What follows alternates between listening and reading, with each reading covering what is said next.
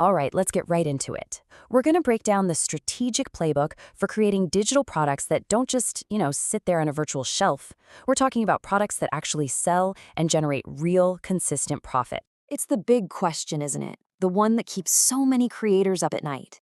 Why do some products just take off while most of them just fizzle out? Is it all just luck? Perfect timing? Or is there actually a hidden system at play here, one that kind of determines who wins and who loses?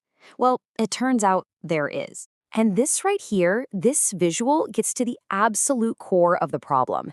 What you're looking at are what academics call monolithic systems. See, most platforms use this one-size-fits-all approach to recommend things. They're built to serve the huge mainstream audience, which means if you're a consumer with unique tastes, you often feel like the system just doesn't get you. So what that means is there's this single dominant algorithm whose main job is to push what's already popular. It creates this massive feedback loop that makes it incredibly difficult for new, unique, or niche ideas to break through. But, and this is the most important part, this very system, just by its design, leaves these huge, overlooked gaps in the market.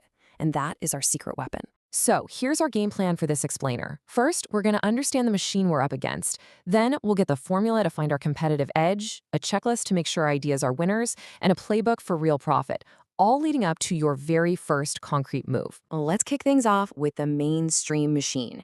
Because honestly, once you understand how the whole system is kind of stacked against niche creators, you can finally start to use its weaknesses to your own advantage. And this is straight from the research. What this means in the real world is that these platforms are basically pushing everyone to make more generic stuff. It's a system that, by its very nature, pushes anyone trying to serve a smaller, more specific audience out to the margins. It just creates this giant sea of sameness. But then, you see a quote like this, and it just flips the whole script. While everybody else is out there fighting tooth and nail for a tiny slice of the mainstream pie, the real opportunity, the real money, is hiding in all those niches they're ignoring. A decent product, not even a perfect one, in the right niche, it's like a money-printing machine. So this brings us to our counter strategy. If the mainstream is a huge, crowded highway, we're not going to sit in traffic. We're going to find our own clear, private road. And that's the niche down formula. It's how you find your focus and get away from the crowd. Just think of a profitable product as a simple equation. You absolutely need 3 key inputs: a very, very specific audience, an urgent, painful problem they're desperate to solve, and your unique way of solving it. When you get those 3 things right, profit isn't just a possibility, it's the natural results. Let's make this crystal clear. Business templates? I mean, who is that even for? It's so broad, you're competing against literally everyone. But invoice templates for freelance wedding photographers? Wow, now you're talking to one specific person with one specific problem. When they see that, they feel like you made it just for them. And the benefits of getting this specific are just huge. Your competition practically disappears. You can charge more because you're not a generalist, you're a specialist. You build this incredibly loyal tribe of followers. And maybe best of all, you can keep creating more products for that same audience. It's a strategy called product style. Okay, so you've got a killer, super specific niche idea. That's awesome. But how do you know it's a winner before you sink weeks or even months into building it? That, my friends, is where the validation checklist comes in. This is how you prove people actually want what you're. Here's a super simple 5-step framework you can use for any idea. Number 1, demand. Are people already spending money on similar things? 2, data. Look at the actual numbers, not just your gut feelings.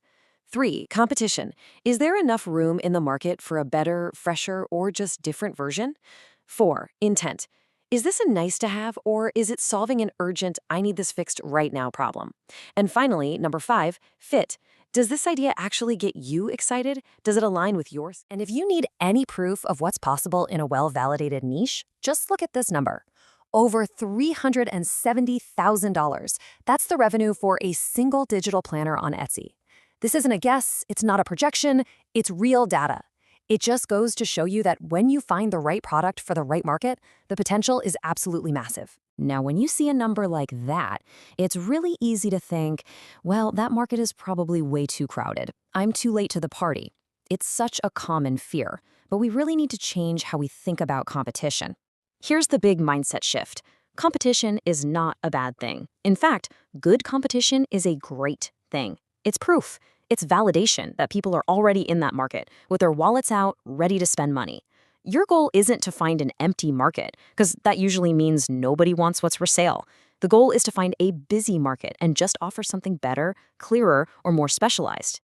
So, you found a thriving market where you can make a splash. But just having a great product idea isn't a business plan. You need a strategy to actually make money with it. That leads us right into the Profit Playbook, how to structure your products not just to sell, but to scale. Really, there are two main paths you can take.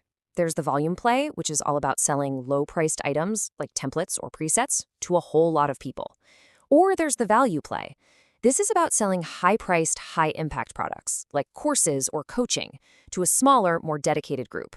You've got to decide which game you want to play. Now, a really smart way to think about this is like a product pyramid. At the wide base, you have Tier 3, your volume products. These are low-cost, easy-to-buy things. In the middle, Tier 2 is all about utility, things like paid communities or special tools. And then at the very top, at Tier 1, that's your most valuable stuff. High-ticket courses, workshops, things like that. The smartest creators build out all three levels. All right, this has all been great, but it brings us to the final and, honestly, the most important part of all, your first move. How do you actually take all this theory and turn it into action? Like today. Please remember this.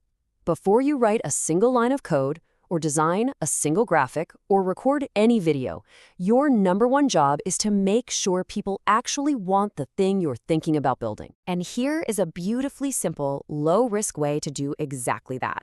It's called the smoke test. First, you just create a simple one-page website that describes your idea and the problem it solves. Then you send a small, targeted group of people to that page. And then you just measure. Do they sign up for the waitlist? It's the best way to get a real signal from the market without risking a ton of time or money. So there you have it. We've pulled back the curtain on the mainstream machine, and we've laid out the entire playbook for finding your advantage in the niches that it ignores. The system is set. The playbook is right here. The only question left is, what specific urgent problem are you going to choose to solve?